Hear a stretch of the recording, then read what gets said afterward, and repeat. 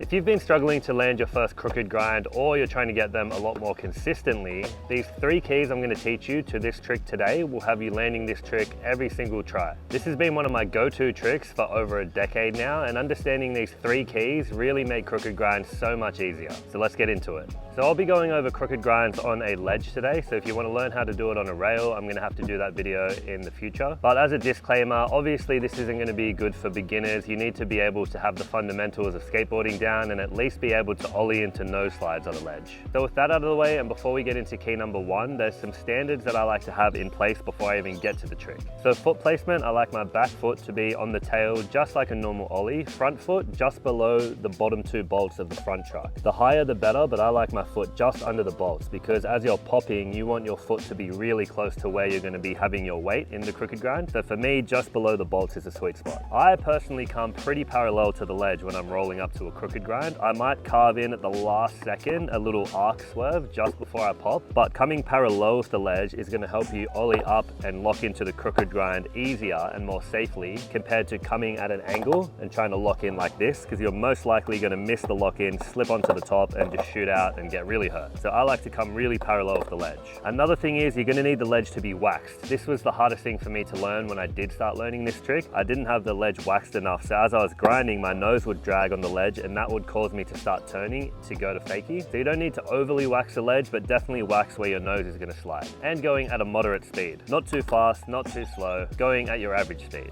So now you know the setup and the approach of the trick. Key number 1 is going to be the actual lock-in position, which a lot of people get super wrong. I think of a crooked grind as a trick that is just shy of a nose slide. So obviously a nose slide's there. When I'm envisioning a crooked grind, I'm doing a nose slide with my heel side wheel on top of the ledge. That's where I want my crooked grinds to be. You might see a lot of people crooked grind with their toe side wheel hard up, which is more of an unpinched kind of crooked nose grind. But a true crooked grind is pinching right on the inside of the wheel there. That's hard up on top of the ledge right there. And you're pinching down on that. So if you're crooked grinding correctly on a ledge, you won't need as much wax on the ledge either because your nose won't be dragging on the top like that. You're going to be pinched more on the truck and the wheel. So that's the first most important key to a crooked grind. The second most important key to understanding this trick and doing it correctly is your weight distribution once you're on the grind. So you know the lock-in point, it's on your heel side wheel, you're pinched on top of the ledge. All of your weight, or 95% of your weight, is going to be on your front foot, standing right on top of here. Your back foot is more of a guide and buffer to kind of control the back of the board, but the majority of your weight needs to be on that front foot. This is where it gets a little confusing when I explain this to people, but all of that weight is on your front foot, but your heel is pressed down over the heel side wheel, and that's what's going to keep you locked in even better. The closer you are over the truck and over that heel side wheel, the better your lock-in is going to be. But I've done plenty of crooked grinds where my foot is higher up in the pocket here, or even sometimes on the tip of the nose. But ideally you want to be as close to the heel side wheel as possible because that's where all the weight distribution should be. So now understanding where your weight should be, all of that weight is on the front foot,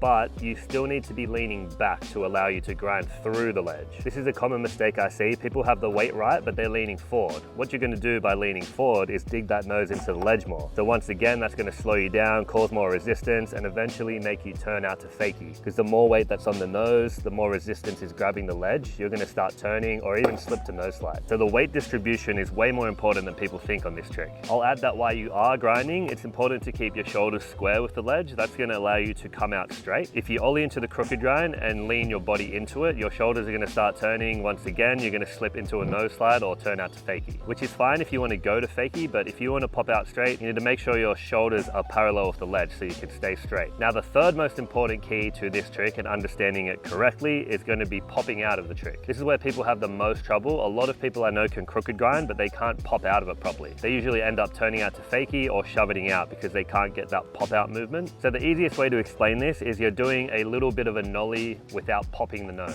Same kind of principle as when you're coming out of a nose manual. At the end of the ledge, you're pushing your front foot forward and giving the back foot a little scooch to do a little nollie pop out. That's the same movement you're going to do here. So once you get to the end of the ledge, your heel is still down. Once you're approaching that last little bit, you need to push your front foot forward, give it a little scooch and do a nollie pop out of it. It's definitely easier learning this technique at the end of the ledge, and then you can progress to popping out early. If you're not popping out properly at the end and you don't give it a hard enough push, it most likely starts flipping over and you're going to land primo like that, which I'm sure if you've tried this already, you've done that a million times because I sure have when I was learning this. Once Once you progress from popping out at the end of the ledge, it's going to be a lot easier to understand how to pop out early. It's the same exact technique. You're pinched here, you're going to push your front foot forward, do the little scooch on the back foot, but it's a little harder to do without the ledge ending because you have to jump to the side a little bit. That's going to take a little bit more practice, but it's the same technique. Nice big push from the front foot, let your back foot guide it out, and you're going to come out easily. So I'm going to do a bunch more crooked grinds on this ledge setup here so you can see these 3 important keys in action, so that next time you go to practice crooked grinds, it should become a lot easier.